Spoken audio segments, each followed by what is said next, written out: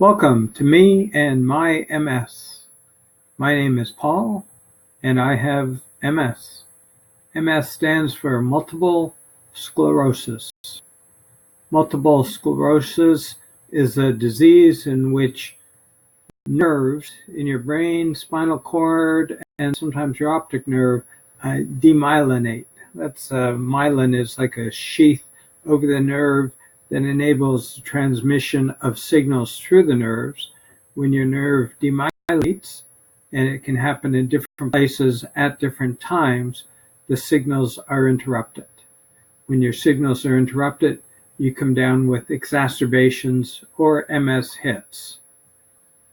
There are 4 types of MS.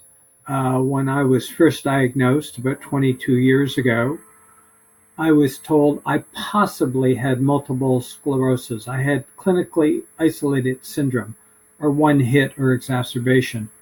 What you need are at least 2 hits in order for your disease to be called multiple sclerosis. My first hit, which was my body was tingling. It's like if your leg or arm has fallen asleep. And that happened to my arms, my chest, my legs, my feet, all over my body. It was like it had fallen asleep. This was my first hit. In addition, I had bouts of fatigue, not tiredness, but fatigue, where I would literally pass out on the couch. I'd be out for 30, 40, 50 minutes or more, come to, and still feel exhausted. That lasted about a year, the tingling, sleepy body parts and fatigue. Then it cleared up. I went into remission, had nothing for about a year, and then the tingles started again. In other words, I had another relapse, and I was officially diagnosed with RRMS, relapsing remitting MS, where the hits come and go. They would go, and I would feel fine. In fact, they would go, and then they would come, but it had been a while since I had one, and I wouldn't realize it was an MS hit. Like I had strange things happening with my eyes, and I thought, oh, I have eye problems. Went to the doctor and was literally told, yeah, you're going to have these eye issues for the rest of your life. I'm at this point about 44 years old, and that's it. I'm going to be partially blind in one eye. 3 weeks later, the problem, the issue with my eye disappeared. It was MS. It was a hit or an exacerbation. Then one day I was eating, and the food, although I've never tasted crap before, the food literally tasted like crap. Bring me a glass of water, and I think, oh, did you get this water from the swamp? Tasted like crap. My wife, who's a great cook, made salty foods, sugary foods, sweet foods, sour foods, to see if the taste is what was causing me to have this kind of revulsion for my food. But everything she made tasted like crap. That lasted about 6 months, and I lost about 30 pounds. When your food's tasting like crap, you really lose your appetite. I would eat just enough to kind of keep me going. Now, I lost the 30 pounds. The fact is, I could afford to lose the weight. So maybe it was, in retrospect, a good exacerbation. Now, that was years ago, like almost 15 years ago, I guess. I've managed to keep the weight off, thank goodness. And my taste buds have returned to normal. The hit lasted about 6 months. So the hits came and went, and sometimes I would get a hit, and if I had been in remission, not realize it was MS and think there was something wrong with me, but it turns out it was MS. And then one day, about 5 years ago, I started to get a headache. On a scale of 1 to 10, it was about a 3, progressed to a 5, and then an 8. Literally, on a scale of 1 to 10, it was a 20. Knocked me onto the ground. I could barely get up. Lynn had to call 911, went to the hospital, but I had been in remission for a while. Didn't think it was MS. The doctors thought it was vertigo. Went out, got tested for vertigo. Doctor said, no, you don't have vertigo. So what was it? It was an MS hit. Now, it's been 5 years. I sometimes say I have headaches, but I shouldn't use the plural because I have had a headache for 5 years. In other words, I moved into secondary progressive, where the hits come, but then they don't go. And over the last 5 years, my feet have gotten hot, painful, kind of burning sensation. My legs have gotten weaker. My balance is an issue. I now walk with a cane. The hits come, but they don't go. Although, not all that long ago, I had pain in my back, and I thought, oh my God, I wonder what happened. I don't recall doing anything. And then one day I woke up and the pain was in my hip. I literally thought, I'm going to have to go to the doctor. I'm probably going to need hip surgery. And then moved to my back and then my hip. And then I thought, wait a minute, this pain's moving back and forth. MS. And I went on to an MS forum on Facebook. There are several support groups. And on mymsteam.com, and asked if anybody had shifting pain. Now, lots of people put up their hands. Yes, it was a typical MS symptom or exacerbation. And that's the thing about MS, is everybody with it has different issues, hits, exacerbations, problems. MS is like a snowflake. No two people are alike, just like no two snowflakes are alike. Although snowflakes have some common qualities. Ice water, 6 points. Demyelination, hits that come and go or hits that stay. So it's a snowflake disease. It's different for everybody, but there are some similarities. The worst kind of MS is what's known as primary progressive MS. It simply gets worse and worse over time. A friend of mine, Mick, had that. He went from walking to walking with a cane to riding a scooter to in a wheelchair.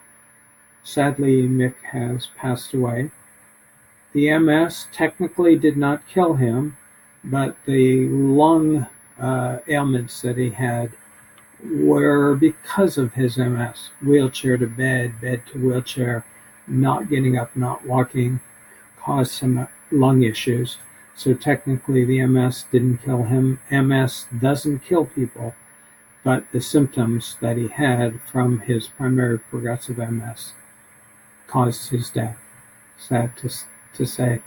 Mick had a great attitude, even though he had PPMS, as it's called. He had a good sense of humor, lived his life to his fullest. But in the end, I don't care technically if MS wasn't the cause of his death. In the end, his MS got him. MS, I wasn't born with it. I was a healthy child. Here I am at my probably 8th or 9th birthday with some friends. That's me hugging a friend of mine who is dead. Same age. He died. He was a year older than me. He died a couple of years ago. So is MS the worst thing you can have? It doesn't kill you. People die. People have illnesses that are worse than MS. People with MS, some are severely sick, some are sick and then they're not sick, and some are sick and progress slowly, as I am doing now. I'm not comparing my disease to anybody else's sickness. It's what I have. It's the cards I've been dealt. It's the cards I have to play. I can't do anything to make my MS go away. Again, it's been 20 years. Young man, a healthy young man. One of my favorite pictures of myself. No MS. No precursor. No like, hey, you're going to be sick one day. I'm in my 30s. I'm working as a copywriter. I'm feeling fine. Maybe I'm not in great shape because I didn't work out, but I feel okay. There I am with Kaya. I met Lynn and Kaya. Kaya was 3 years old. I've been her dad for 25 years. When we met, I got no problems. I don't have MS. I'm able to pick up Kaya. We're able to walk and talk and laugh. Everything is fine. 42 years old. I get these tingles. Don't know what they are. As I said, diagnosed with possible MS. They come, they eventually go. Then exacerbations come back, and I'm told, yes, you have RRMS. Recurs, then you go to remission, then it comes back. So because it would go into remission, I was able to continue to work. I was a freelance writer and writing instructor. My website still exists, paullima.com. Although for the last 5 years, it's as if MS has forced me into retirement. Now I'm 65 now. You could say, well, you're supposed to be retired. But the fact is, I didn't think I was going to stop writing until my fingers stopped working. I didn't think I was going to stop training until I couldn't speak. I loved what I did. I can't do it. I can do this, and I do the occasional training webinar. When I say occasional, I'm talking month, 2-3 months apart. I cannot stand up in front of a group of people and do my half day, full day, and 2-day workshops anymore. I'm doing this webinar, but I'm sitting down in front of the computer and talking, and so I can do a little training like that, but I can't talk to people. I don't write for clients anymore. I can still write. I do write. Since I've had MS, I've written a number of books, which I will tell you about in a few minutes.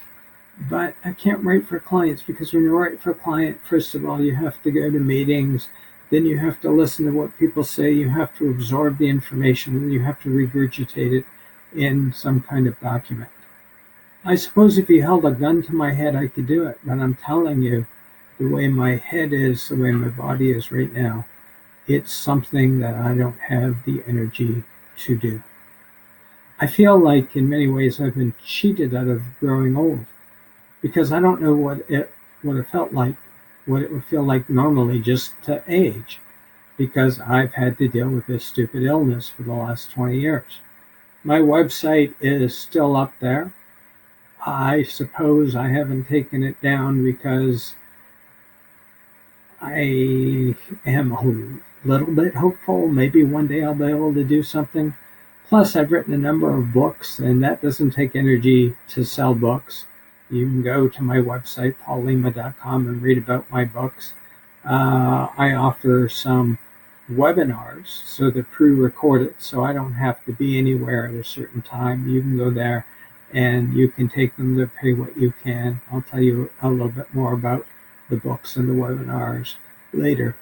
But the fact is, my website's up there, but it's really not driving work my way. Or if it does, if it's a client who wants me to come and train in person, I have to say, no, I can't do it. If it's a client who wants me to write something, perhaps if it was simple, I might be able to wrap my head around it, but I've turned down a number of clients or passed them on to other writers. What I can do and do is walk our dog. This is Cole, our first giant schnauzer. We had him for 12 years until he sadly passed away. I can walk the dog. Lynn walks him in the morning. I walk him in the afternoon. Although these days, because my MS is so debilitating, Lynn is sort of doing everything to keep the house together. So I'll walk the dog in the morning, walk him in the afternoon. And that's Lynn with my favorite picture of Cole. Can't remember why, but we got up in the morning and went down to the lake. There was some reason, and I stood back and managed to take that shot. I'm not a photographer, but it's a picture I really like. That's the sun rising, not setting. Again, I don't remember why we got up so early to do that. So because the household duties have fallen on Lynn's shoulders, I can't pull my weight. I can walk the dog. I'll walk him in the morning, walk him in the afternoon, unless Lynn really wants to get out for a walk. But I have to plan my walk, 20 minutes or so, and then sit down. So I have to walk where I know there are benches. Or I go to Dog Hill in High Park with our new dog, our lap dog, Quinn. He's too big to be a lap dog, but he doesn't know it. So I'll walk him to Dog Hill in High Park, where he'll play for 40 minutes or more, and then I'll walk him home. 20-minute walk there, 20-minute walk back. If I feel like I have energy, I may take a longer walk back, but again, I have to sit down every 15 or 20 minutes, 4 or 5 minutes, and sort of feel the energy build up in me again, and then I can get up and walk. And this is my favorite picture of Quinn. This is sunset, not sunrise, Lake Huron. Quinn was learning how to swim. So there I am, 42 years old. I come down with this thing called MS. When I received my diagnosis, I was depressed. I thought I was going to die. Well, it turns out MS doesn't kill you. It just slowly erodes your life away. And if you know other people with MS, you might know some people who are out riding their bike. I used to love to ride my bike. I haven't ridden my bike in a decade or more. The leg power energy required isn't there. I used to go out for 2-3 hours on my bike. I can't do that anymore. There are people who have MS, they go into remission, and they can live normal lives. I did that for about 15 years. Get a hit, then weeks, months later, it would go away. I do my writing, do my training. Now that I have the secondary progressive MS, can't do that anymore. When Kaya graduated from film school at Ryerson University in Toronto, we went on a family trip to New York. I was in remission, and we had a great time. Now I can barely imagine walking out to Ronsonsville, some major street near where we live, and getting on the streetcar. I feel drained. I feel like I have no energy. I walk the dog, I read my books, watch some good TV shows, movies, play words with friends, play Yahtzee with buddies. That's my life, but those are the cards I've been dealt, and I do as much as I can with them. Depression. A lot of people with MS are clinically depressed. I'm depressed about my MS, but I don't feel like I'm clinically depressed. I have not tried the Wallace protocol diet, although I did try something called Fit for Life early on. It was a way of eating that seemed to boost my energy. I know some people with MS, they're on the Wallace protocol diet. They still have MS, they still have symptoms, but they feel their symptoms aren't as harsh as they could be. And when they go into remission, they feel they stay there longer. Now, Dr. Wallace was in a wheelchair. She came up with this paleo diet and literally went from being in the wheelchair to riding her bike. So if you have MS or any other illness, I would suggest looking into something like the Wallace protocol diet. As I say, MS has restricted very much what I do. I feel like I'm getting older, but I don't really know what it's like to get older. But I've been a writer for 35, 40 years, and I can still write. In fact, I've written a book called Everything You Need to Know About Multiple Sclerosis. And before you think, oh, this is all about Paul selling me the book, if you send an email to msandmebook@gmail.com, msandmebook@gmail.com, and request a PDF of the book, I will send you a free PDF. I can't send you the print version because it costs money to print the version, and I can't send you the Kobo or Kindle version, but this isn't about selling the book. If you want to know everything you need to know about multiple sclerosis, email msandmebook@gmail.com, and I would be happy to send you the free PDF of the book. I've also written my memoir. As I say, I can write for myself, but listening to a client talk and producing a kind of document that they want, can't wrap my brain around it. So I wrote my memoir, The Accidental Writer. Didn't know the rules of grammar, became a writer, had a vasectomy, became a dad, like cats, became a dog lover. That book, again, I'm not trying to sell you the book, but if you are interested in reading memoirs and don't mind a little bit of sex and violence, request that book at msandmebook@gmail.com, and I can send you a PDF of The Accidental Writer.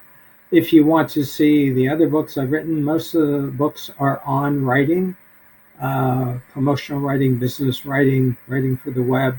You can go to paullima.com/books and read about my books. So I have MS, can't write for clients, but can write for myself. How to explain it? I don't know. I know people who have MS who are on disability. They can't work, but they do some volunteer stuff, which is like going to work. I can't explain what happens to you inside, in your head, when you're sick with something like MS. Why you can't do certain things and yet you can do other things. I mean, I can walk the dog, but I have no energy. But I walk the dog. I guess the alternative is get out of bed, sit on the couch, sit on the couch, sit on the couch, go to bed, get out of bed, sit on the couch. So I do what I can do. And I think when you're dealt a certain hand in life, all you can do is play the cards you are dealt. I don't know what else you can do, because I know there are people who are sicker than me. I know there are people who have had illnesses that have killed them. I'm not comparing my illness to anybody else's. This is not a comparison. This is what I am dealing with. The other thing I've done is put together a bunch of webinars. If you go to paullima.com, PWYC, you can take any of the webinars there at any time. They're live. They're PWYC, which is pay what you can. However, again, this is not about selling you anything. If you see any webinars at paullima.com/PWYC, feel free to take them. No charge. You don't have to pay up front. To pay what you can webinars, you pay after the fact. So you, after the fact, if you want to learn how to tell your story, how to write memoirs and autobiographies, if you're running a business, how to develop your business vision, or the other webinars that are there, feel free to take them, and feel free to take them guilt-free. You don't have to pay a cent for them. So that's me. That's me and my MS. That's what I've been able to do, what I'm not able to do. You're looking at my image, presumably. You know, I think I look healthy. People say, oh, you look good. And that's the thing about MS. It's an invisible disease. It's all inside. The only time it's external is like I walk with a cane. So if you saw me, you might say, oh, is there a problem with your knee or your back or something like that? Some people with MS are in scooters or wheelchairs. That's visible, like the tip of an iceberg. But 80% of the disease is hidden. It doesn't show. It's inside. And it's not just playing psychologically with your head. It is a physical illness. I love my work. MS has basically forced me to retire. I did not want to retire. I did not choose to retire. MS has forced me to retire. It has forced me to find ways to fill my time, because I can't do the things that I love doing. I can't really vacation. I can't go to Florida and play golf all winter. Not that I played golf at all before. I just exist with me and my MS. Thank you for listening to me gripe about my MS. I hope you're well. Thanks again. Do take care. Bye now.